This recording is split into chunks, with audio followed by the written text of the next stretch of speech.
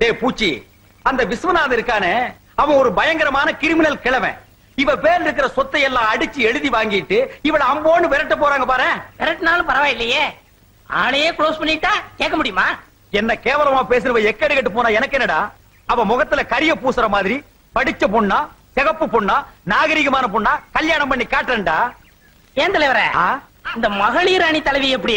ஐயோ, அந்த கொன்னவா கோதையா, அவ கூட பேசினா ஆயுஸ் போயிடும். அவங்க அப்பனோட பேசினா என் ஆவியே போயிடும். ஐயோ சாமி, எனக்கு சரி வராதுப்பா. அப்ப காதலிச்சு கல்யாணம் செஞ்சுக்குங்க. அவ என்ன காதலிக்கிறான்னு தெரிஞ்சுக்கணுமேடா. பழகுங்க. பார், பழகிறது பின்னாலேயே சுத்துறது இதெல்லாம் worst.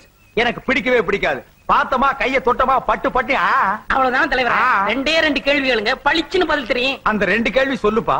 ஏமா ஏமா, அவங்க அம்மா எதுக்குடா? அந்த பொண்ணத்தானே, பொண்ண ஒரு அண்ணியன் தொட்டா நீ என்ன செய்வேன்னு தொடுங்க.